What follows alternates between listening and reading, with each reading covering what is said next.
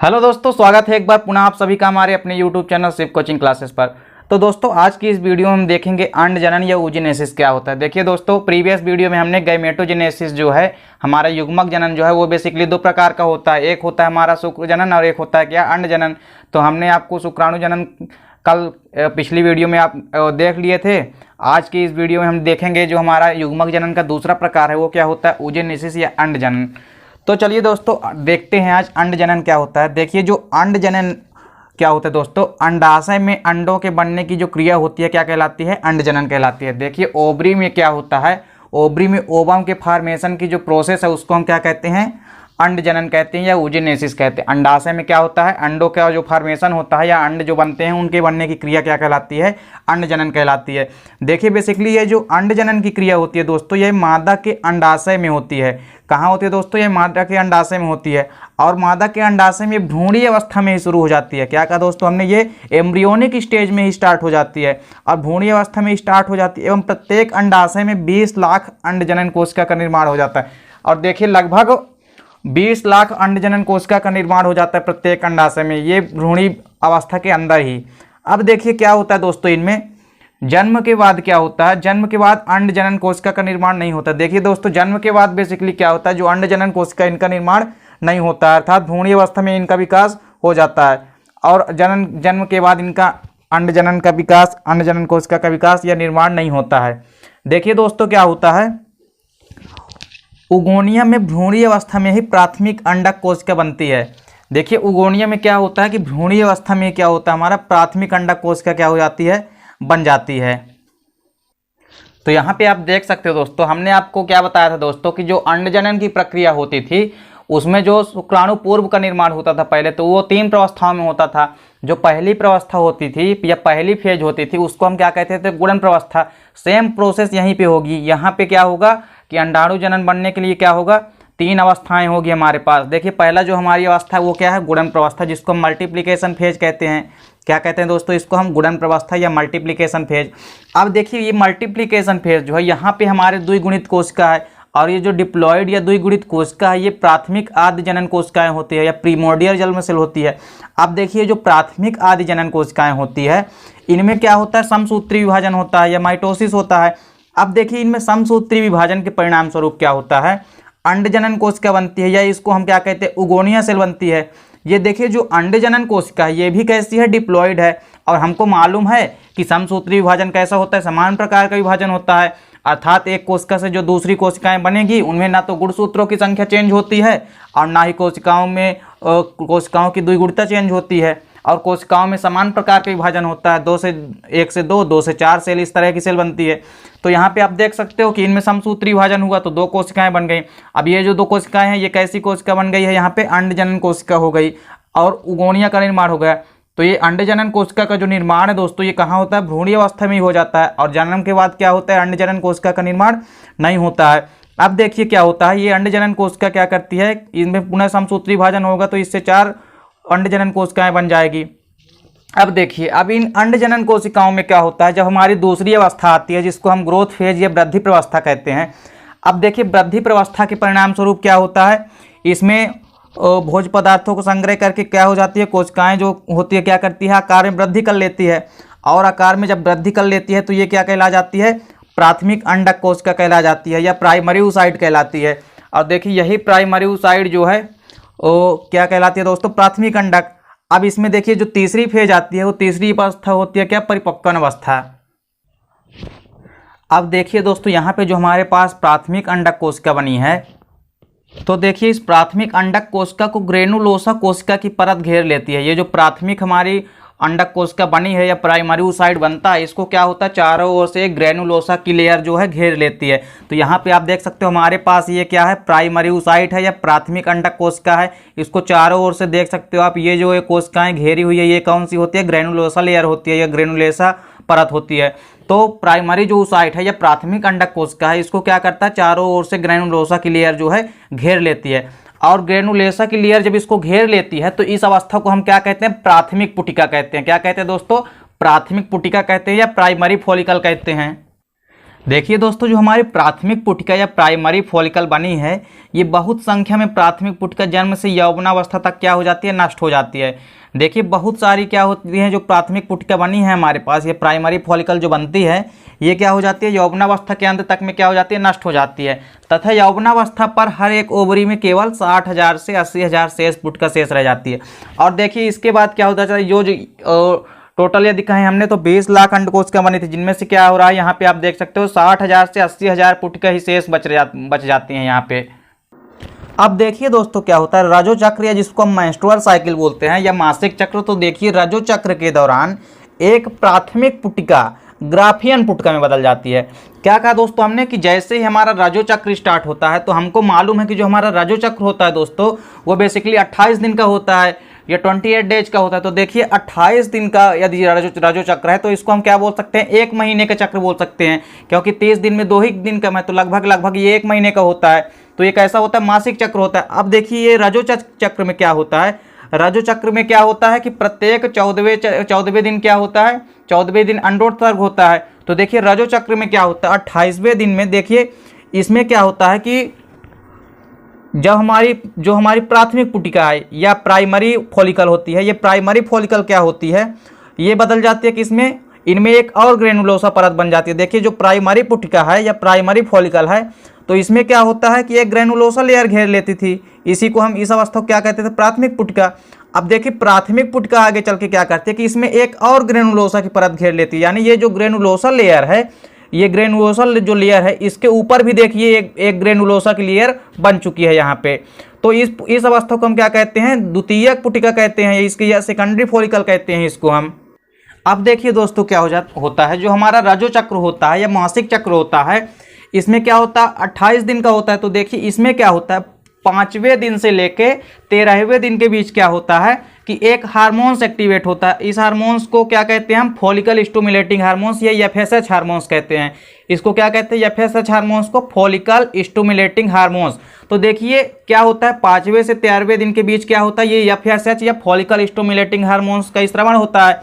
तो एफएसएच के स्रावण से क्या होता है, ये जो हमारा द्वितीयक पुटिका होता है या सेकेंडरी फॉलिकल होती है, तो सेकेंडरी फॉलिकल किस में बदल जाती है, ये बदल जाती है आगे चल के तृतीयक पुटिका में या टर्सरी फॉलिकल में बदल जाती है। तो देखिए ये जब तृतीयक फॉलिकल में बदल जाती है या तृतीयक पुटिका में बदल जाती है, तो ये तो हो गई हमारी प्राइमरी oocyte। अब प्राइमरी oocyte के बाहर क्या होता है, इसमें 2 परत बन जाती है। तो 2 परत बन जाती है, इसमें जो ऊपर वाली परत होती है वो क्या कहलाती है, थीका एक्सटर्ना कहलाती है, और जो नीचे वाली परत होती है वो क्या कहलाती है, थीका इंटरना। तो यहाँ पे आप देख सकते हो कि जो तृतीयक पुटिका बनती है, तो तृतीयक पुटिका या टर्सरी फॉलिकल में क्या होता है, 2 अतिरिक्त परत बन जाती है। तो ऊपर वाली जो परत होती है वो क्या कहलाती है, थीका एक्सटर्ना कहलाती है, और जो नीचे वाली परत होती है वो थीका इंटरना कहलाती है। और ये बीच का जो रिक्त स्थान आपको दिख रहा है, इस बीच की जो कैविटी दिख रहा है, ये इसको हम क्या कहते हैं, एंट्रम कैविटी कहते हैं। क्या कहते हैं दोस्तों, इसको हम एंट्रम कैविटी कहते हैं। अब देखिए दोस्तों क्या होता है कि ये जो हमारी प्राइमरी oocyte है, अब इसमें क्या होता है, देखिए दोस्तों यहाँ पे जो हमारी अब प्राइमरी oocyte है, तो इस प्राइमरी oocyte में क्या होता है, विभाजन होता है। वो भी कैसा विभाजन होगा, अनइक्वल होगा, यानी असमान विभाजन होगा। कैसा विभाजन होगा दोस्तों, असमान विभाजन होगा। और वो असमान विभाजन भी क्या होगा, मियोसिस फर्स्ट या अर्धसूत्री विभाजन प्रथम होगा, यानी यहाँ पे प्रथम अर्धसूत्री विभाजन होगा। और वो भी विभाजन कैसा होगा, असमान प्रकार का विभाजन होगा। तो आइए हम डायग्राम में देखते हैं। तो यहाँ पे आप देख सकते हो दोस्तों कि जो हमारा यहाँ पे डिप्लॉइड या द्विगुणित प्राथमिक अंडक कोशिका बनी है, यह प्राइमरी oocyte है। इसमें क्या होता है, जब परिपक्वन अवस्था होती है, यहाँ पास तीसरी अवस्था स्टार्ट होती है, तो इसमें क्या होता है कि प्राइमरी oocyte में अर्धसूत्री विभाजन प्रथम होता है या प्रथम अर्धसूत्री विभाजन होता है। और ये प्रथम अर्धसूत्री विभाजन भी कैसा होता है दोस्तों, अनइक्वल, यानी असमान प्रकार का। अर्थात यहाँ पे हम देख सकते हैं कि ये जो हमारी द्विगुणित कोशिका है या प्राथमिक अंड कोशिका है, इसमें से जो 2 सेल बन रही है, ये 2 कोशिकाएं बन रही है, तो ये अनइक्वल बन रही है। यानी ये कोशिका देख रहे हो आप कैसी है, बड़ी बनी है, और ये जो इधर की कोशिका ये कैसी बनी है, छोटी बनी है। अर्थात हम यहाँ पे कह सकते हैं कि यहाँ पे कैसा विभाजन हो रहा है, अनइक्वल हो रहा है, यानी असमान विभाजन हो रहा है। अब देखिए, अब ये जो अनइक्वल विभाजन हुआ है, तो इसमें जो हमारी पहली कोशिका है या बड़ी वाली कोशिका, इसको हम क्या कहते हैं, द्वितीयक अंडक कोशिका कहते हैं या सेकेंडरी oocyte कहते हैं। अब देखिए जो द्वितीयक अंडक कोशिका होती है और इसके बगल में यानी जो छोटी कोशिका बनी है इसको हम क्या कहते हैं, फर्स्ट पोलर बॉडी कहलाती है। और ये जो प्राथमिक ध्रुव का होती है ये छोटी होती है। तो इस प्रकार से विभाजन कैसा हो रहा है, यहाँ पे अनइक्वल विभाजन हो रहा है। अब देखिए दोस्तों, जो हमारी सेकेंडरी ओसाइड बनी है या द्वितीयक पुटिका बनी, द्वितीयक अंडक कोशिका बनती है। तो इस द्वितीयक अंडक कोशिका के बनने के बाद क्या होता है, इस द्वितीयक अंडक कोशिका में देखिए यहाँ पे दो अतिरिक्त परत घेर लेती है, यानी ये इसके ऊपर क्या, ये तो हमारी हो गई सेकेंडरी ओसाइड या द्वितीयक अंडक कोशिका हो गई। अब इसके बगल में देखिए ये जो हमारी बनी है तो क्या है, एक पोलर बॉडी है। अब इसके बाद देखिए इसके चारों ओर एक परत और बन जाती है एक्स्ट्रा, जिसको हम क्या कहते हैं, जोना पेलिसुडा कहते हैं। और इस जोना पेलिसुडा के ऊपर एक और परत बन जाती है जिसको हम क्या कहते हैं, कोरोना रेडिएटा कहते हैं। और इस कोरोना रेडिएटर के ऊपर जो हमारी दोनों परत पहले है जो हम तृतीयक पुटिका में देखे थे, तो इसमें दो परत कौन कौन सी होती है, बाहर की जो परत होती है वो थीका एक्सटर्ना कहलाती है, और जो अंदर वाली या इनर लेयर होती है वो क्या कहलाती है, थीका इंटरना कहलाती है। और ये जो बीच की कैविटी होती है, बीच की गुहा होती है, इसको हम क्या कहते हैं, एंट्रम कैविटी कहते हैं। तो इस प्रकार से क्या होता है, एक ग्राफियन पुटिका का निर्माण हो जाता है। अब देखिए दोस्तों, जो हमारी द्वितीयक अंडक कोशिका बनी है, ये सेकेंडरी ओसाइड बनी है। ये सेकेंडरी ओसाइड कैसी हो गई है, ये अगुणित हो गई है या हेप्लॉइड हो गई है, क्योंकि यहाँ पे कैसा विभाजन हुआ है, अर्धसूत्री विभाजन। तो हमको मालूम है कि अर्धसूत्री विभाजन में क्या होता है कि जो कोशिकाएं बनती है वो कैसी हो जाती है, संख्या में आधा रह जाती है, अर्थात क्रोमोसोम नंबर क्या होते हैं, आधे रह जाते हैं। यहाँ पे मान लीजिए यदि 46 क्रोमोसोम है तो यहाँ पे क्या बचेंगे, 23 क्रोमोसोम बचेंगे। तो अब आप यहाँ पे देख सकते हो कि जो हमारे हेप्लॉइड कोशिकाएं बनी है, देखिए अब जो द्वितीयक अंडक कोशिका बनी है यहाँ पे, तो इस द्वितीयक अंडक कोशिका में क्या होता है, पुनः अर्धसूत्री विभाजन होता है। और ये कैसा अर्धसूत्री विभाजन है, देखिए ये द्वितीयक अर्धसूत्री विभाजन है। और ये जो द्वितीयक अर्धसूत्री विभाजन है दोस्तों, तो हमने आपको पहले ही बता चुका है कि ये जो द्वितीयक अर्धसूत्री विभाजन होता है ये बिल्कुल समसूत्री विभाजन के समान होता है, अर्थात क्रोमोसोम नंबर चेंजेस नहीं होंगे यहाँ पे। अब देखिए इसमें जब अर्धसूत्री विभाजन होगा द्वितीयक अंडक कोशिका में, तो इसमें भी क्या होगा, ये भी अनइक्वल होगा। यहाँ पे भी एक बड़ी कोशिका बनेगी और एक कैसी बनेगी, छोटी कोशिका। तो जो छोटी कोशिका बनी है ये क्या कहलाती है, सेकंड पोलर बॉडी कहलाती है। इसके पहले हमने क्या देखा था कि फर्स्ट पोलर बॉडी बनी थी, और यहाँ पे क्या हो रहा है, सेकंड पोलर बॉडी बन रही है। और जो हमारी बड़ी कोशिका बन रही है, तो ये बड़ी कोशिका कैसी बन रही है, ये बड़ी कोशिका क्या कहलाती है, ये इसी को हम क्या कहते हैं, ओवम या अंडाणु कहते हैं। तो ये जो हमारी बड़ी कोशिका बनी है ये क्या कहला गई, ओवम कहला गई। और जो छोटी वाली कोशिका बनी है ये क्या कहलाती है, सेकंड पोलर बॉडी कहलाती है। और इसी समय क्या होता है कि ये जो हमारी छोटी पोलर बॉडी बनी थी, फर्स्ट पोलर बॉडी, इसमें भी क्या होता है, अर्धसूत्री विभाजन होता है। अब इसमें भी अर्धसूत्री विभाजन होता है, तो इससे दो कोशिकाएं बनती है। अब ये देखिए ये जो दोनों कोशिकाएं बनी है, तो इनको हम क्या कहते हैं, अतिरिक्त पोलर बॉडी, या हम कह सकते हैं कि यहाँ पे हमारा क्या बना है, या कह सकते हैं कि तीसरी लेयर बनी है, तीसरी पोलर बॉडी बनी है। तो कुल मिला के हम ये कह सकते हैं कि एक ऊजेनेसिस की प्रक्रिया में क्या होता है, एक अंडाणु बनता है और 3 पोलर बॉडी बनती है।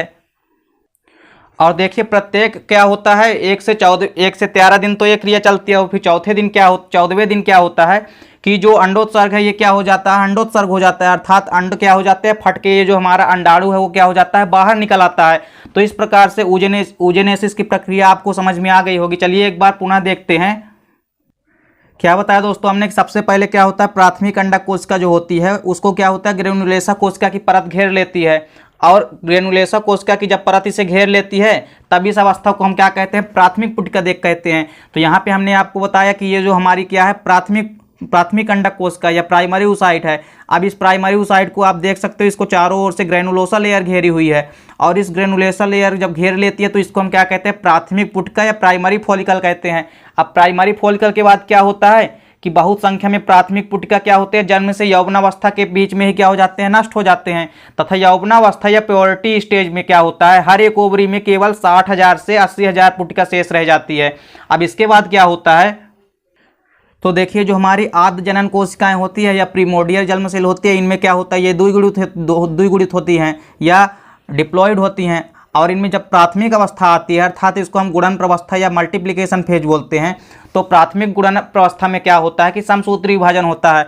और समसूत्री विभाजन के परिणाम स्वरूप क्या होता है, ये जो दो कोशिकाएं बनती है, और ये जो कोशिकाएं बनती हैं इनको हम क्या कहते हैं, अंड जनन कोशिका कहते हैं, या उगोनिया हम इसको कहते हैं।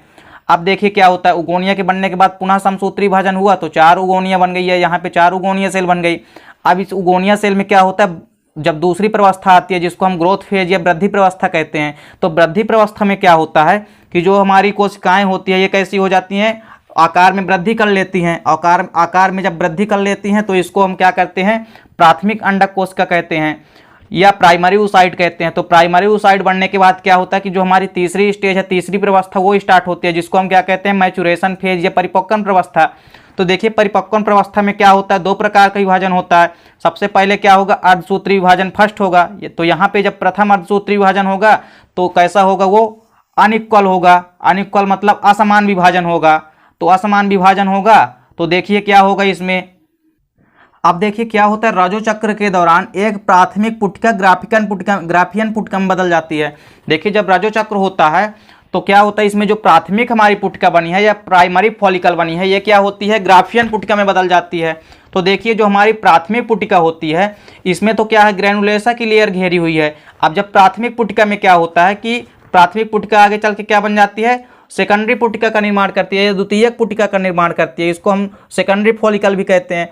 तो देखिए ये जब द्वितीयक पुटिका का निर्माण करती है तो इसमें ग्रेनुलेसा के ऊपर एक और ग्रेनुलेसा की परत आ जाती है। देख सकते हो आप यहाँ पे, ये ग्रेनुलोसा की परत तो ऊपर है ही, इसके ऊपर भी एक ग्रेनुलोसा की परत क्या होती है, घेर लेती है चारों ओर से।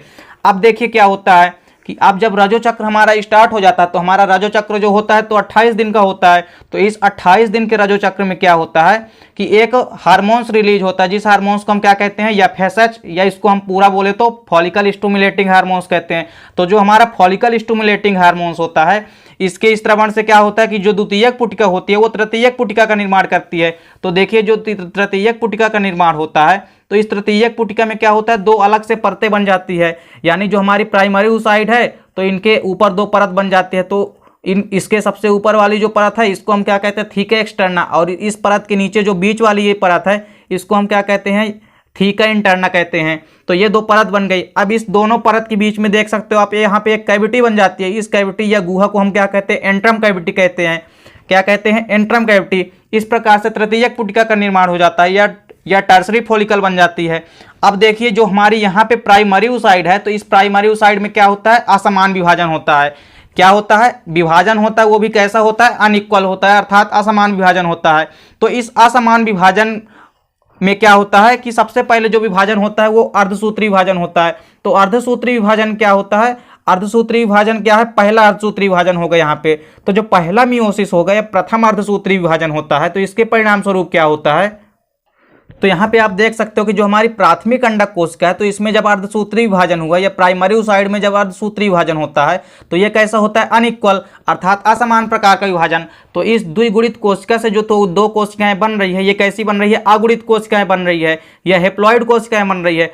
तो हमने क्या कहा कि विभाजन कैसा होगा, अनइक्वल होगा, अर्थात असमान प्रकार का विभाजन होगा। अर्थात देखिए इसमें इस द्विगुणित कोशिका से जो दो कोशिकाएं बन रही है, एक ये वाली और एक ये वाली, तो ये कैसी है, ये भी अगुणित है, लेकिन ये कैसी है, आकार में कैसी है, बड़ी है। और ये जो इधर बनी है कोशिका, ये कैसी है, आकार में छोटी है।